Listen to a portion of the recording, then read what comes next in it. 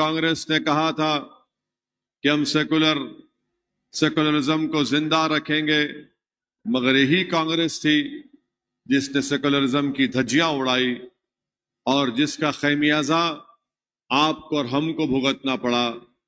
चाहे वो हाशिमपुरा में कत्लेआम हो, चाहे मलियाना का कत्लेआम हो, चाहे नेल्ली का कत्लेआम हो, चाहे गुजरात के फसादात हो, या मुंबई के फसादात हो, या हैदराबाद में 1990 का बदतरीन फसाद हो, या फिर बाबरी मस्जिद को दोबारा तामीर करने का उनका वादा।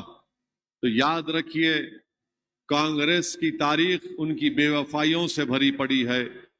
अगर वो आज कुछ वादा कर रहे हैं, क्यों कर रहे हैं? इसलिए कर रहे हैं कि जानते हैं कि मजलिस इत्तेहादुल मुस्लिमीन यहाँ पर है, इसीलिए गरीबों को धोखा देने के लिए कांग्रेस बहुत बड़े वादे कर रही है, मगर कभी भी उन वादों को पूरा नहीं कर पाई। कर्नाटका में आप देखते हैं कि शादी मुबारक की स्कीम खत्म हो गई।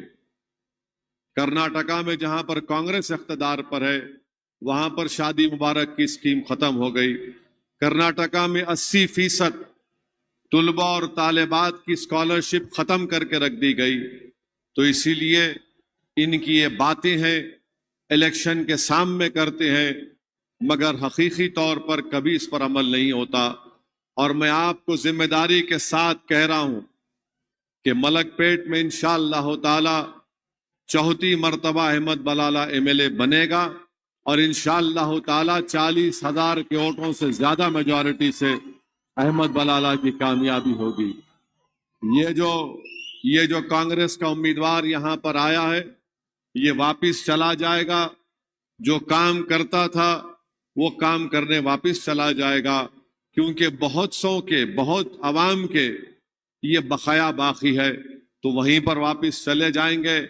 बड़े जोर शोर से आए थे और इंशाअल्लाह ताला बड़ी गुमनामियों के वादियों के से गुजर कर मलकपेट छोड़कर इनको जाना पड़ेगा। जहां तक बीजेपी का सवाल है, बीजेपी 3 इलेक्शन से कोशिश कर रही है कि मजलिस को रोका जाए मलकपेट से, मगर अल्हम्दुलिल्लाह मलकपेट के आप तमाम लोगों ने मिलकर मलकपेट को पुरअमन रखा।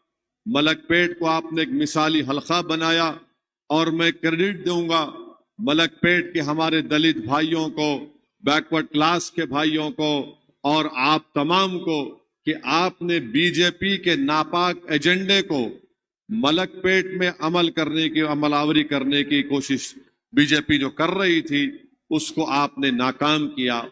तो मेरी आप तमाम से यही गुजारिश है कि अब यहाँ पर हमारा इजलास है, ये मजलिस इत्तेहादुल मुस्लिमीन के जिम्मेदारों का इजलास है, तो आप यहाँ से पूरे एतमाद के साथ उठकर यहाँ से आप रवाना होंगे और ये तय करके उठेंगे कि हम 30 तारीख के दिन अपना एक वोट का इस्तेमाल करेंगे।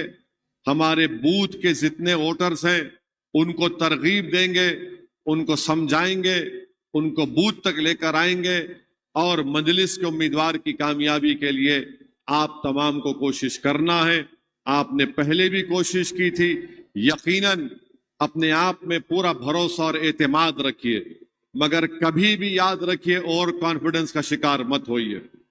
एतमाद रखना, भरोसा रखना, ये यकीनन ये बड़ी ताकतवर चीज है, मगर और कॉन्फिडेंट होना ये गुरूर की निशानी है, ये तकब्बुर की निशानी है।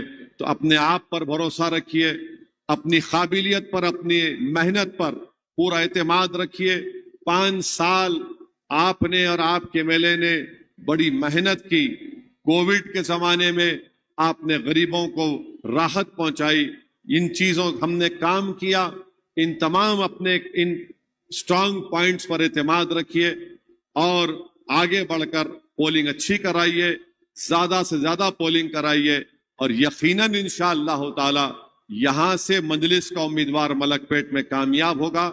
मगर इसके लिए अब 2-3 दिन बाकी है, जरा देखते रहिए, नजरों को होशियार रखिए, कान को खुले रखिए اگر رات کے اندھیرے میں کوئی لوگ کچھ شرارت کرنا چاہتے ہیں، حماقت کرنا چاہتے ہیں، تو پھر آپ کو ذرا چوکس رہنا پڑے گا۔